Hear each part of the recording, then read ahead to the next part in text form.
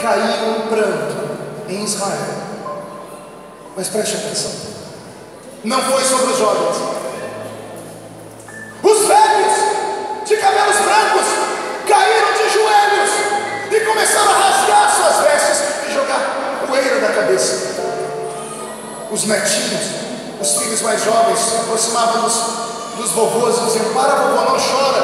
E o vovô chorava mais ainda. E a notícia começa a esparramar: os velhos estão chorando porque a arca foi roubada. E os mais jovens, sempre tem uma solução. Chega diante dos velhos assim: não chore, se roubaram aquela caixinha de madeira pintada de ouro, a gente vai fazer uma de ouro maciço, vamos fazer uma melhor que aquela. Porque na mente dos jovens, a arca da aliança era só um porta-joias, era só um símbolo, mas não era só um símbolo. A arca da aliança em Israel representava a presença de Deus no meio do povo. Ei, me ouça com o seu espírito, amado. Quando Deus diz aos filisteus: leve a arca embora, Deus está dizendo assim: adeus, Israel, vocês não me querem, eu vou embora. Os jovens não entendiam disso porque estavam despreparados. A geração de Samuel, uma geração triste. Já leu o que aconteceu com Samuel? Porquanto nos dias de Samuel a palavra de Deus era rara, não havia visões. A Bíblia diz: nos tempos de Samuel levantou uma geração que não conhecia o Senhor. Quando os velhos ouviram os jovens falar: vamos fazer outra arca, aí eles começaram a rasgar as vestes, porque a juventude vivia de lendas, mas aqueles velhos sabiam o que estava acontecendo. A minha geração foi uma geração que viu Deus, que ouviu Deus. A geração nova é uma geração que vive de lendas. A minha geração perdeu a arca em alguma guerra. Quando a arca vai embora as tábuas da lei. Por isso ninguém mais busca a santidade. Quando a arca vai embora o vaso de ouro com maná. O ouro na Bíblia fala dos dons do Espírito Santo. Quando a arca vai embora o maná, que é a palavra revelada. É a palavra que prende o crente e não deixa ninguém sair da igreja antes da hora.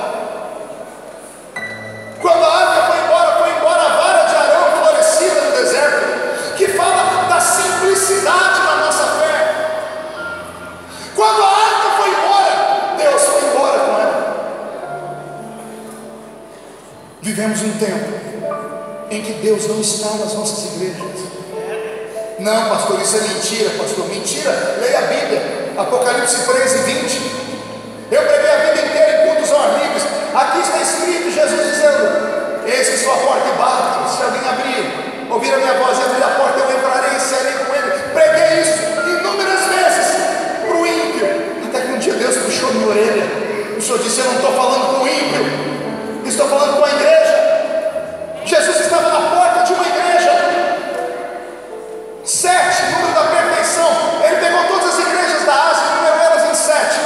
Em uma delas ele batia na porta, ele gritava e ninguém deixava ele entrar. Vivemos cultos onde Deus não está conosco. Eu estava na Inglaterra pregando certa vez, e eu estava no Kensington Temple com o pastor Colin Dyer. Uma igreja linda, uma igreja que eu preguei sobre ela, a igreja dos avivamentos, ou dos reavivamentos espirituais do século 17 e 18. Eu agora estava dentro dela, eu tive a oportunidade de subir no culto dela. Ela não tem som, a acústica é tão perfeita que você fala para 2.000 pessoas sem microfone, é uma coisa perfeita. Na parede, placas grandes com o nome dos pastores e pregadores que pregaram lá. Vê se você lembra de algum: Spurgeon, Finney, Wesley, Jonathan Edwards e outros. Quando eu li o nome daqueles príncipes que ali pregaram, eu comecei a chorar, porque eu sou professor de eclesiologia, a doutrina da igreja, o estudo da igreja. Eu estava no culto onde aqueles homens pregaram. Eu estava no lugar onde Jonathan Edwards pregou o seu maior sermão: pecadores na mão de um Deus irado.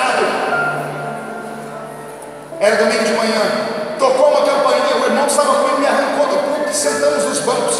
E chegou o pastor para o maior culto da igreja, culto de Santa Ceia, domingo pela manhã. E chega o pastor alto, vestindo uma toga como de um juiz, um sermão escrito em 12 páginas, e a igreja cheia de bancos vazios. 6 crentes, 6, meia dúzia, numa igreja que no auge dela tinha 3 cultos por dia. O pastor começou o culto, parecia um culto fúnebre, uma música que não sobe, que não funciona. Ele vai pregar, a cada 2 páginas ele para tossir e escarrar, limpa a boca, lê o sermão de novo. Quando termina, põe a igreja de pé e diz um amém depois da ceia. Do jeito que ele entrou pela lateral, ele saiu. Quando terminou o culto, eu olhei para o meu amigo e disse: esse é o culto da igreja do avivamento? Os velhinhos estavam saindo, eu chamei meu amigo, agarrei e disse: vem cá, Enoque. O pastor Enoque faleceu há 2 anos atrás. Eu disse: Enoque, pergunta para eles aqui, cadê o avivamento daquela placa na parede lá? Porque tinha uma placa de bronze do lado do culto escrito assim: o maior avivamento da Inglaterra aconteceu nesse santuário. O Enoque falou: não, você quer que eu seja mal educado? Eu disse: seja macho, homem, pergunte. Ele falou: não vou perguntar. Eu falei: então me ensina que eu pergunto. Eu não falava o inglês muito bem ainda. Aí eu perguntei para aqueles 6 velhinhos, eram 3 casais. Eu disse: brothers and sisters, where are the revival of the hall? Onde está o avivamento daquela parede? Onde está o avivamento daquela placa? Me emociona e me dói de lembrar. Eu queria que você visse 6 velhos olharem um para o outro e abaixar a cabeça. E um deles explorar com uma bengala, levantar a cabeça com aquele óculos fundo de garrafa, tirar o óculos, o olho azul chegava a doer, e vermelho, porque ele começou a chorar. E aquele velhinho me disse uma palavra que eu entenderia em qualquer idioma do mundo. Ele disse assim para mim: e acabou. Meu Deus. E acabou. Alguns crentes sabem o que significa que acabou, estão concordando, estão chorando. A grande maioria não sabe o que significa isso. É o texto que eu li. A mulher do sacerdote estava grávida. Quando a notícia chegou que o marido dela morreu, ela entrou em trabalho de parto. A parteira trouxe o filho dela à luz, diz: nasceu menino, coloque um nome que honre a Deus. Ela diz: não posso, Deus não está mais aqui. O nome do meu menino vai ficar marcado para sempre. Toda vez que alguém olhar para ele, vai se lembrar que nesse dia Deus foi embora daqui. O nome do meu menino será Icabô, porque foi-se a glória de Deus.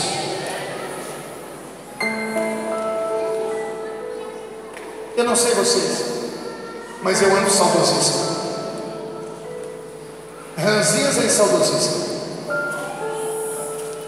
Não consigo mais participar de uma reunião que nós temos como nome culto e não parece com culto. Ouvir músicas que deveriam ser músicas cristãs, que não tocam a nossa alma. Pregações mecânicas feitas em 5 minutos, mensagens sem profundidade, briga de ministérios, briga de pastores, escândalos um após o outro. E a igreja com seus filhos morrendo. Tem alguma coisa errada acontecendo. Tem alguma coisa muito errada acontecendo. Eu ouvi da boca daquele irmãozinho, o irmão Smith, que, como sabia que eu não entendia muito bem a palavra dele, ele abriu os 2 braços, colocando a bengala de um lado e começou a fazer esse gesto assim para mim. Do you remember? E ele começou a dizer: você se lembra daquele pássaro da Bíblia que fala do Espírito Santo, a pombinha? E ele disse: ela não voa mais aqui. O meu povo colocou ele dentro de uma gaiola, trancamos e jogamos a chave fora. O Espírito Santo não voa mais aqui. Pelo menos um gritou: meu Deus. Era esse o sentimento que cada um de nós deveríamos ter. Estamos insensíveis, senhoras e senhores. Não nos importamos mais com vidas, com almas. Sentamos do lado de defuntos e zumbis todos os dias, no trabalho, na escola, e o mau cheiro deles não nos incomoda mais. Sabemos que se o nosso melhor amigo morrer na esquina, vai para o inferno, e nossos filhos não têm coragem de falar do amor de Cristo para eles mais. Ninguém mais fala sobre